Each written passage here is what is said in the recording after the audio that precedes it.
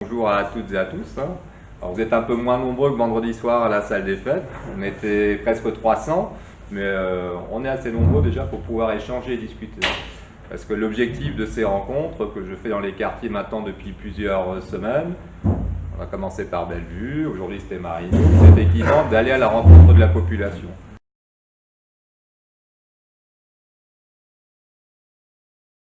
Avant tout, à mon sens, une municipalité a une mission du bien-être de ses habitants, du bien-être des Forbachois.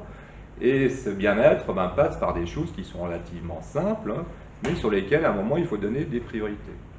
Ça passe par quoi? Tout simplement déjà par la tranquillité publique.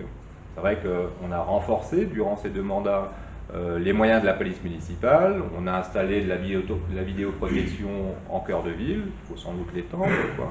Et je pense que les moyens ne sont malheureusement pas suffisants. Pourquoi? Tout simplement parce que la police nationale se désengage pas mal. Même si, depuis quelques semaines maintenant, les choses sont en train de changer, il faut quand même savoir que sur Forbach, par exemple, le soir, en général, il y a 2 patrouilles de police, 2 voitures, et pas seulement pour Forbach, c'était pour la ville, mais pour toute la circonscription de police de Forbach, qui couvre aussi Skirin, Petit-Rossel, enfin, etc., etc. Alors, j'ai dit les moyens étaient renforcés grâce à la police de sécurité du quotidien, mais qui vient tout juste de se mettre en place. Je ne sais pas vraiment si elle est déjà tout à fait opérationnelle.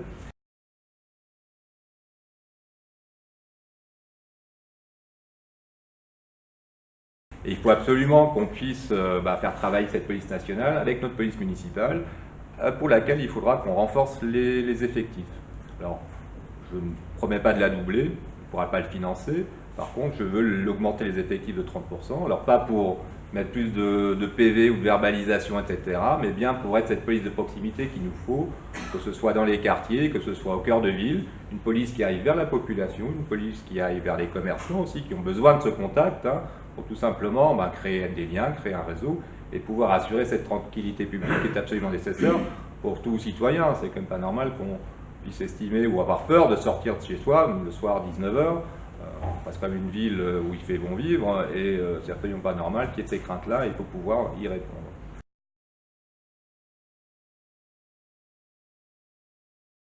Autre élément de la vie quotidienne, c'est tout simplement la propreté. Ça se place sur différents points. Pour assurer la propreté sur une ville qui a quand même 80 km de route et le double de trottoirs, il faut effectivement des moyens supplémentaires. Alors ces moyens, on peut les avoir pour partie au niveau municipal, notamment à travers des investissements, que ce soit sur le matériel, balayeuses, etc., que ce soit sur les moyens humains. On ne pourra pas tout faire en interne. Il y a aussi l'économie sociale et solidaire qui peut avoir un rôle important sur ce champ-là, mais j'y reviendrai un tout petit peu plus tard. Alors, le nettoyage, c'est absolument nécessaire, et non seulement il faut ramasser, mais il faut aussi pouvoir éviter le jet de papier, le mégot ou tout ce qu'on veut au niveau des trottoirs. Alors pour ça, il faut qu'effectivement, comme ça se fait dans beaucoup de grandes villes, un arrêté municipal soit pris, que cette police supplémentaire que j'évoquais tout à l'heure soit effectivement sur les routes et les rues, et qu'elle puisse verbaliser. À un moment, ça suffit, C'est quand même pas normal qu'on puisse prendre la rue pour une poubelle. Donc cette verbalisation passera aussi par une phase de prévention au départ. Il faut prévenir les gens, oui, à partir de maintenant, si vous avez des sensibilités, on ne laissera plus passer, zéro tolérance par rapport à ça. Et au fur et à mesure, avec la prévention, avec la répression autant que nécessaire, j'espère qu'on arrivera à faire en sorte que nos rues soient un peu plus propres. Autre problème important, alors peut-être moins en cœur de ville, mais surtout dans les quartiers, notamment dans les zones un peu périphériques, c'est le dépôt d'objets encombrants.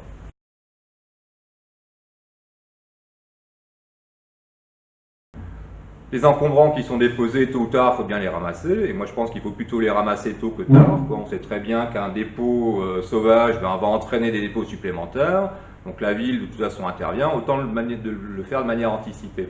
Alors on peut le faire de différentes manières, ça il faudra qu'on voit, on peut d'ailleurs combiner les manières, soit par un ramassage qui peut être un ramassage mensuel à une date donnée, mais aussi à la demande.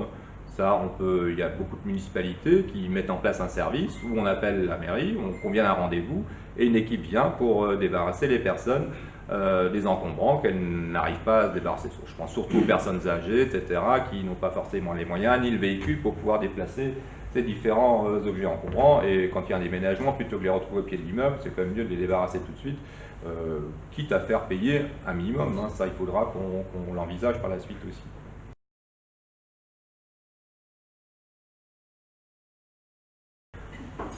Je vais faire le lien tout de suite avec ça. On a des projets que j'ai contribué à porter, que ce soit les projets dans le cadre de l'ANRU, de la rénovation urbaine des quartiers de Huysberg et de Bellevue, que ce soit au niveau de l'action cœur de ville, ce sont des projets qui sont absolument indispensables. Requalifier les quartiers, requalifier les logements, requalifier les espaces publics dans ces quartiers, redynamiser le cœur de ville, ben voilà, tous les Forbachois savent que c'est absolument nécessaire. Par contre, je pense qu'à l'intérieur de ces grands projets qui sont indispensables, il y a un certain nombre de projets, enfin de programmes qui, eux, à mon sens, sont un tout petit peu décalés des réalités. Si je prends l'action cœur de ville, lorsqu'on parle d'installer une halle marchande en cœur de ville, de prime abord, ça paraît bien, ça peut dynamiser, etc.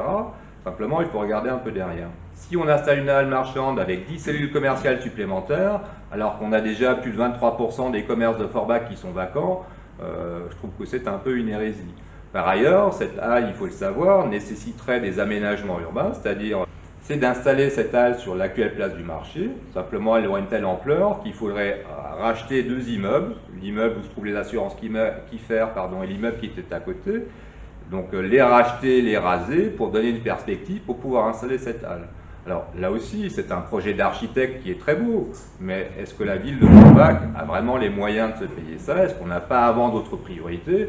L'état de nos routes, de nos voiries, la propreté qu'il faudrait pouvoir assurer avant d'avoir des projets aussi. Alors, dans 15 ans, dans 20 ans, quand les choses iront mieux, pourquoi pas? Mais je pense qu'en date d'aujourd'hui, pour moi, c'est absolument pas la priorité. Si je prends de la même manière le projet de ferme urbaine qui est prévu sur le quartier d'Huysberg, en soi, là aussi, c'est un projet qui peut paraître intéressant, mais est-ce que dans le quartier, ce ne serait pas mieux d'avoir des jardins citoyens, créer une association, que les personnes effectivement puissent se rencontrer, créer du lien à travers ces jardins citoyens, plutôt que d'avoir une ferme urbaine qui, actuellement, le projet est de l'installer dans le centre social, déplacer le centre social, donc ça mécontente un certain nombre de personnes qui verraient le centre social arriver chez lui. Pour moi, un centre social doit être au cœur du quartier, pas en périphérie, notamment par rapport à la salle qui peut être occupée par les habitants du quartier lorsqu'ils font des fêtes ou autres, et là aussi avec des sommes importantes, très importantes. Alors bien sûr, financées par l'État pour grande partie, on aura des aides jusqu'à 50%, mais il y a toujours 50% que la municipalité va devoir sortir de sa poche.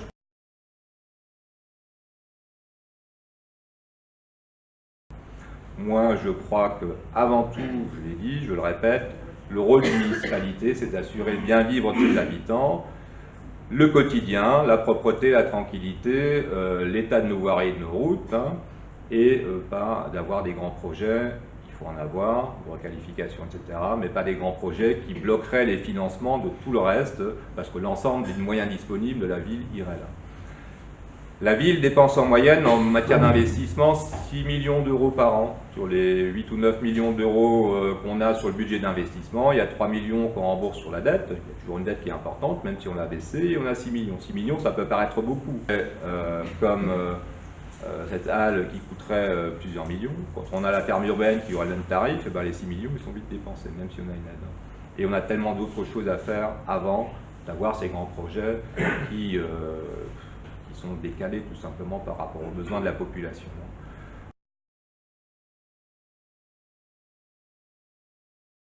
En ce qui concerne la santé, autre élément que je mets en avant dans mon programme, on est une région où la population est vieillissante. Nos jeunes, malheureusement, notamment ceux qui font des études, partent dans les grandes villes, ne reviennent pas forcément. On a une population aussi qui, notamment les anciens mineurs, qui ont des soucis de santé liés aux métiers difficiles qu'ils exerçaient. On a encore rencontré tout à l'heure une personne d'un certain âge qui travaillait au fond de la mine, qui avait ses masques respiratoires, etc. Et on a un hôpital à Forbach, ça c'est une chance, mais qui, c'est pas le seul, qui est complètement débordé par rapport aux urgences.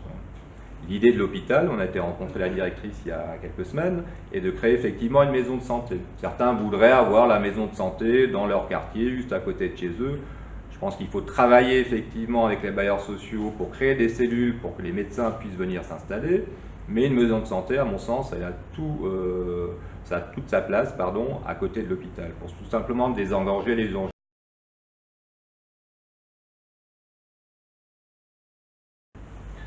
La santé aussi, elle peut se développer à travers d'autres dispositifs pour désengorger les urgences. On avait été à la pharmacie de Bellevue la semaine dernière, et elle a mis en place au sein de son officine un dispositif de télémédecine, ce qui permet aux patients, en cas d'urgence, alors il ne s'agit pas de faire concurrence aux médecins traitants, c'est uniquement en cas d'urgence, et si le médecin n'est pas disponible, d'avoir une consultation à distance. Ça aussi, il faut pouvoir le développer.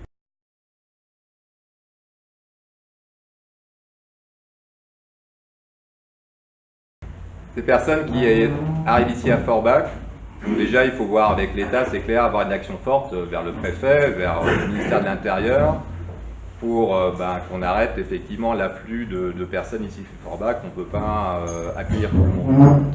Ensuite, par rapport à celles qui sont là, il faut déjà que l'État fasse son travail aussi, je veux dire. On accueille des personnes qui soient en situation régulière, qui effectivement aient la guerre. C'est l'honneur de la France, qui a toujours été un pays d'accueil, et il faut effectivement pouvoir continuer à le faire. Les personnes qui sont présentes ici aussi, il faut qu'elles, tout simplement, elles respectent les règles de vie qu'on peut avoir en communauté. Et le problème, à mon sens, avant tout, c'est la création de ces ghettos, parce que ces centres de réfugiés, même si c'est pas un centre d'accueil, en tout cas, un centre de réfugiés, c'est un grand mot, ça crée des ghettos, tout simplement.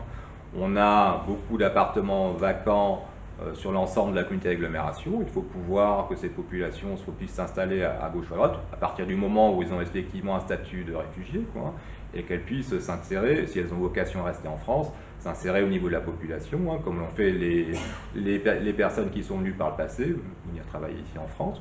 Et il faut effectivement le faire avec dignité, mais arrêter ces ghettos, et surtout pas les transporter d'un endroit à un autre. L'idée à un moment énoncée, qu'il faut fermer le centre au cœur de ville pour le déplacer au Wiesberg, pour moi c'est une hérésie. Parce que déplacer le problème d'un endroit pour l'apporter à un autre, merci déjà pour les gens du Wiesberg, ils seront très heureux, et au final ça ne réglera pas le problème. La problématique sera exactement la même, simplement elle sera un peu loin du centre-ville, mais enfin c'est pas du tout ma philosophie non plus par rapport à ça.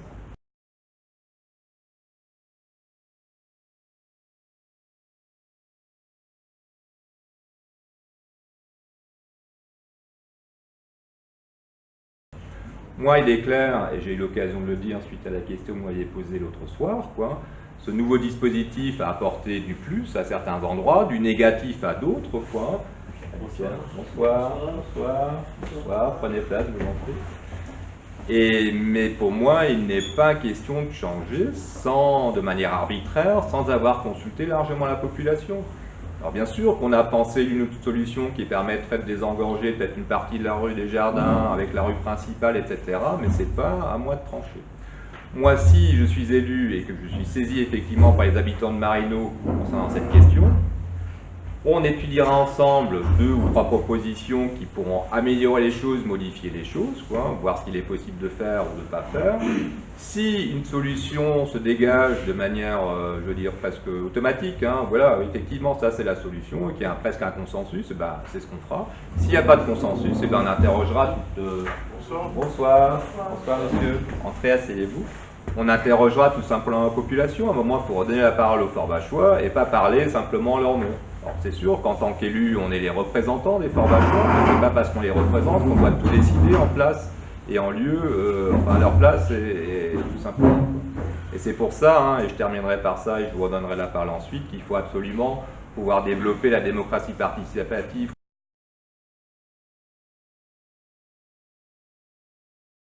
Et si je suis élu maire, si les Forbachois me font confiance, je continuerai cette permanence, pas forcément le samedi matin, mais en tout cas, j'aurai au moins une demi-journée dans la semaine où tout un chacun pourra venir me voir. Alors si j'ai trop de monde, on commencera à fixer des rendez-vous, mais en tout cas, je veux rester absolument accessible, et que quand j'ai fait quelque chose de pas bien, ou quand quelqu'un estime que j'ai fait quelque chose de pas bien, je ne m'enferme pas dans mon bureau à double tour pour ne pas le voir, qu'il puisse venir me dire en face, et je lui expliquerai.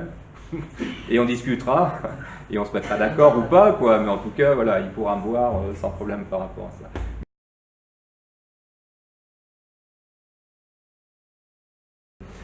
Et quelque part, on a eu la chance d'être choisi par Orange, parce qu'au final, l'installation de la fibre ne coûte rien. C'est mis gracieusement en place par Orange. Alors, c'est pas parce que ça coûte rien que ça ne doit pas se faire dans les délais qui sont attendus, quoi. Alors, il faut savoir que sur le reste de la communauté d'agglomération, donc c'est une régie qui a été installée, Fibraglo, etc. Et c'est la communauté d'agglomération qui va fibrer les différentes communes avec un coût relativement conséquent. À l'époque, avant qu'Orange nous fasse cette proposition, rappelez-vous l'opérateur historique à Forbach, Numéricable, qui, bon, on n'entend plus beaucoup parler d'ailleurs, ils ont changé de nom, c'est devenu SFR, etc. Quoi. À l'époque, nous avait fait une proposition pour fibrer la ville qui nous revenait à 5 millions d'euros. Quand Orange est venu, nous, on a laissé tomber, c'était trop cher. Quand Orange est venu nous voir, on était forcément satisfait. Alors, ce sur quoi on n'est pas satisfait, et c'est là que je vais répondre à la question, c'est effectivement par rapport aux engagements qu'Orange avait pris. Volonté que la fibre commence à être installée d'abord dans les quartiers, parce qu'avec le câble coaxial, le câble en cuivre, là, plus on est loin du central téléphonique et moins la puissance est forte, quoi. Donc c'était notamment Brour, Marino aussi, Wiesberg, etc., où le débit internet, parce que avec la fibre on peut regarder la télé, etc., mais c'est surtout le débit internet qui est intéressant, était très très faible, quoi. Donc on a mis en place un programme avec Orange qui, eux, bien sûr, voulaient d'abord câbler le cœur de ville. C'est là où il y a le plus de clients potentiels. Eux, ils le font gratuitement, mais avec un intérêt financier derrière, c'est certain, quoi. Donc on leur a dit non, on commence par les quartiers, mais du coup, alors je ne sais pas si c'est à cause de ça, ils n'ont absolument pas respecté le cahier des charges tel qu'il était prévu, quoi. C'est vrai que la fibre, là on arrive en 2020, normalement tout devait être terminé courant 2020, quoi.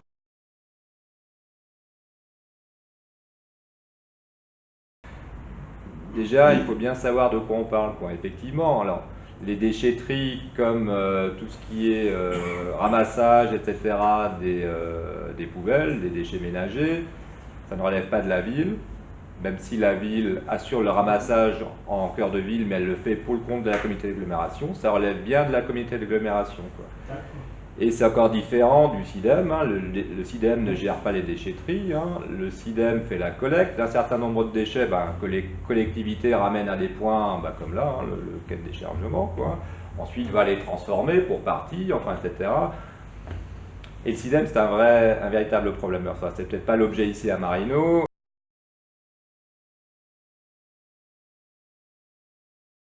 La taxe sur les ordures ménagères, comme vous le savez, était basée sur la taxe foncière. C'était en fonction de la surface ou de votre maison ou de votre terrain, hein, enfin, etc. Et il y avait effectivement de l'inéquité. Mais j'ai peur un peu qu'on ait peut-être créé un peu de nouvelles, même si là aussi le dispositif est plutôt bon. Inéquité, pourquoi? Parce qu'une personne seule qui produisait, on prenait toujours l'exemple d'une veuve ou d'un veuf, hein, qui était seul dans sa maison, les enfants étaient partis, ou même un couple, de retraités, seul dans une grande maison, qui payaient très cher parce qu'ils avaient une grande maison, une grande surface, hein, comme c'est lié à la taxe foncière, mais qui, quand on est seul ou quand on est à deux, on produit relativement peu de déchets, en plus on a un jardin un peu composté, enfin, etc., etc., quoi.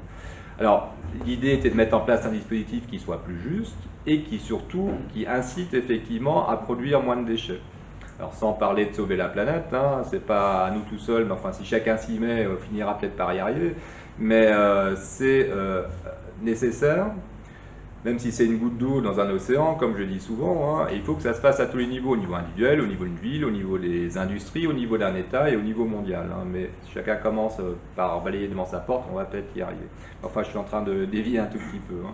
Donc l'idée était d'inciter effectivement les personnes à faire moins de déchets, en leur faisant payer donc une partie, ce qui était la taxe précédemment est devenue une redevance, hein, donc c'est plus les impôts qui vont récupérer la taxe, mais c'est effectivement la communauté d'agglomération qui va encaisser les sommes en vous envoyant des factures. Hein.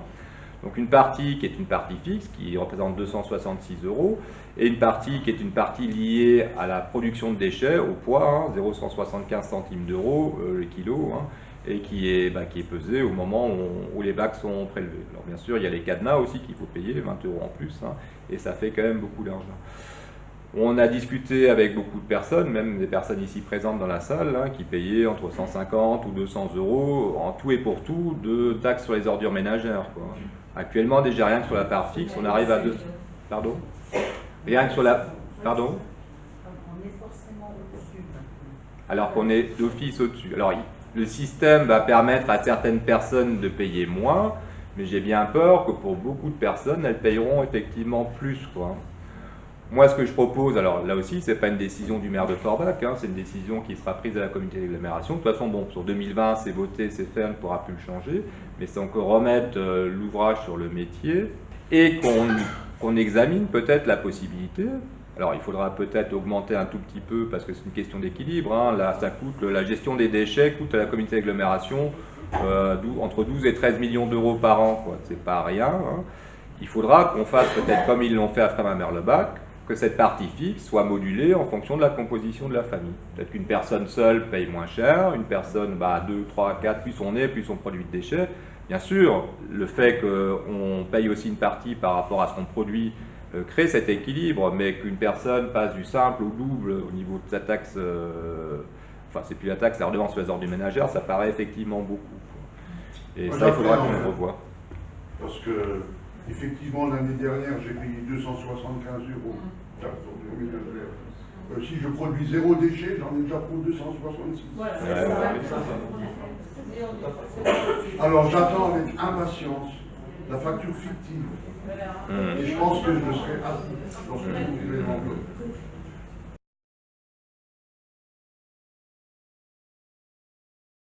Pour compléter les moyens municipaux, et j'ai dit que j'en parlerai tout à l'heure, mais je ne l'ai pas évoqué encore, on a comme projet de pouvoir développer l'économie sociale et solidaire.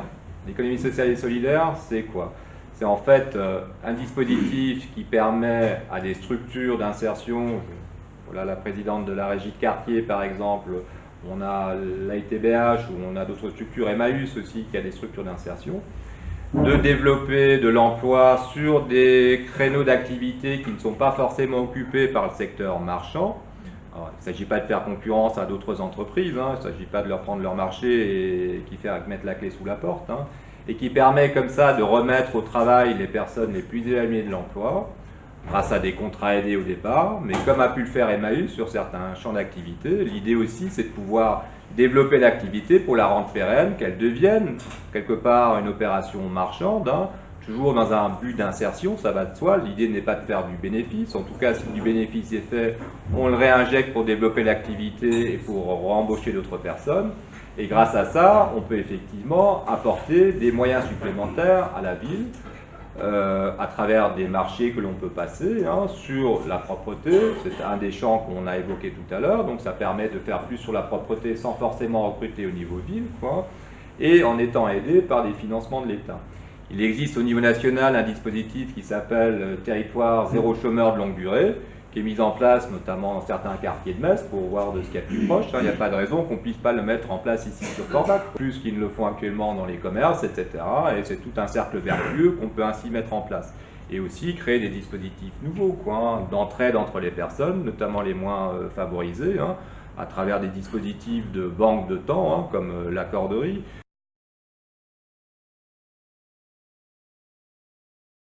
Du temps, c'est quoi? Chacun a un peu de temps, chacun a en principe un certain nombre de compétences, hein, et ce temps et ces compétences, on les met à disposition d'autres personnes qui, elles, vont en contrepartie mettre à votre disposition à vous du temps et des compétences qu'elles peuvent avoir, et ça, il faut qu'on puisse l'organiser.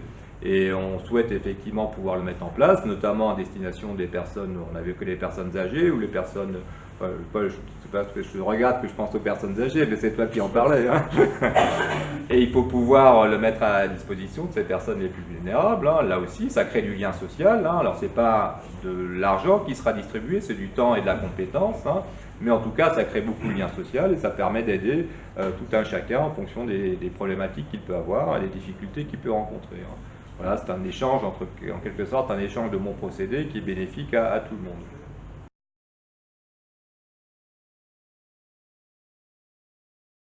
Permet de créer une opportunité, hein, d'avoir effectivement un vrai concurrent potentiel qui pourrait venir s'intéresser ici à Forbach. Ça met déjà une certaine pression. Et moi, si je suis effectivement maire, lorsque la fermage arrivera à terme, je jouerai sur ce point-là pour éventuellement faire baisser le prix de l'eau. Et ensuite, je ferai en sorte aussi qu'on réétudie cette possibilité de pouvoir faire une régie.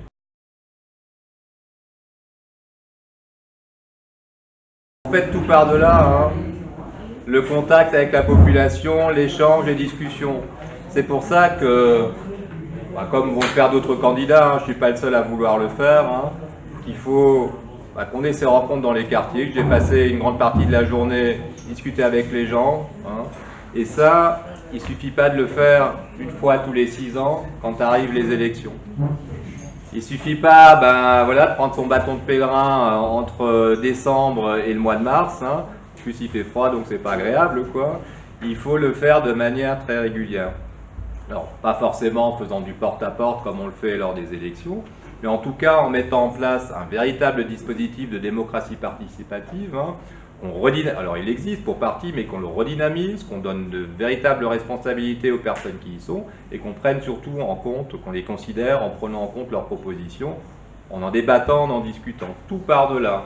On ne peut plus diriger aujourd'hui une ville comme on l'a dirigée il y a quelque temps, hein, il y a quelques années en arrière. Tout le monde se souvient de M. Bush, qui de son autorité naturelle décidait tout de son bureau, son immense bureau qui s'est fait construire à la mairie. La société était différente, les gens acceptaient, il y avait peut-être plus de respect par rapport aux élus, il y avait peut-être une vision différente tout simplement de l'autorité, mais ce temps-là, il est complètement révolu, quoi. On ne peut pas faire le bonheur des gens contre leur gré, quoi, hein.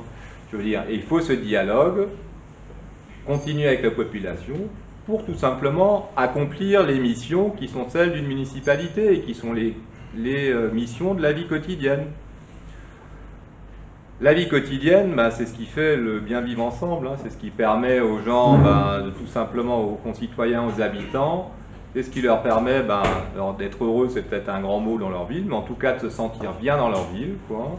Et ça contribue déjà beaucoup. Ça contribue à l'attractivité de la ville, parce qu'il y a tout le champ du développement économique qu'on n'a pas abordé, que je n'aborderai pas ici, mais qui est important aussi, quoi. Et il faut surtout que les Forbachois puissent croire en leur ville, quoi, croire en leur avenir, quoi. Alors, on est souvent, je l'ai dit tout à l'heure, hein, on pense souvent qu'ailleurs, l'herbe est beaucoup plus verte ailleurs que chez soi, quoi. On a quand même une ville qui a de véritables potentiels. Je ne reviendrai pas sur la ligne TGV, sur l'autoroute, etc. Là, on enfonce des portes ouvertes que tout le monde connaît, quoi. Mais la ville a un vrai potentiel, une vraie richesse. C'est déjà d'une part ses habitants, quoi. On a, et on l'a vu, la richesse malgré tout, même si elle n'a pas toujours abouti, hein, de la démocratie qui s'est mise en place, parce qu'on a eu beaucoup de gens qui, comme vous, M. Thomé, comme Bruno, comme vous, messieurs, etc., se sont engagés dans ça, hein. Et c'est un vrai mouvement qu'il faut pouvoir créer pour pouvoir travailler ensemble, réfléchir ensemble et co-construire l'avenir de notre ville. Alors, le 15 mars prochain, vous aurez le choix, il y aura 8 candidats. C'est sans doute un peu trop, quoi. Enfin, chacun a le droit de défendre ses idées, de se présenter, c'est pas ça que je critique, quoi. Ça va créer effectivement certaines interrogations parmi les électeurs. Pourtant, cette décision, et je dis le 15 mars, pas seulement le 22, va être très importante, quoi. Pour moi, tout va se jouer effectivement le soir du 15 mars. C'est là que le rapport de force électorale sorti des urnes, hein, je ne vais pas parler de rapport de force, mais enfin c'est comme ça que les choses vont se jouer, quoi, va se faire, quoi. Et c'est ça qui décidera en grande partie de l'équipe qui sera élue ensuite au niveau du deuxième tour. Alors bien sûr, vous l'avez entendu, je n'ai pas critiqué les autres candidats, l'objectif n'est pas de critiquer, c'est plutôt de mettre en avant les projets que je peux avoir, quoi. Ceci étant dit, j'ai dit à la salle des fêtes, je le redirai peut-être un peu différemment ce soir, quoi. Moi je n'ai pas, parmi ces 8 concurrents, je n'ai pas d'ennemis, contrairement à ce que certains écrivent sur les réseaux sociaux. J'ai des concurrents, mais j'ai aussi des adversaires. Pour moi, clairement, l'adversaire se trouve à l'extrême droite de l'échiquier politique, quoi. On est une ville qui est diverse, avec une population qui est diverse, une population qui a fait la richesse de Forbach, qui reste ici présente, qui continue à faire la richesse de Forbach, et pour avancer ensemble, il faut qu'on réussisse à réunir l'ensemble de ces énergies individuelles pour en créer une énergie globale, une énergie collective pour faire avancer la ville, quoi. Et moi, j'ai une expérience municipale, je sais ce qu'il faut faire, je sais aussi, pour l'avoir vécu, des choses qu'il ne faut pas faire, mais je crois surtout qu'avec moi, et qui ont la même sincérité que moi, j'ai une équipe, et je compte beaucoup sur les Forbachois pour m'aider dans ce travail, si je suis élu, pour pouvoir remettre la ville sur les bons rails, et croyez-moi, il y a du travail, et ce travail-là, j'en ai pas peur, je me retrousserai les manches, et grâce à vous tous, j'espère bien que j'y réussirai. Merci.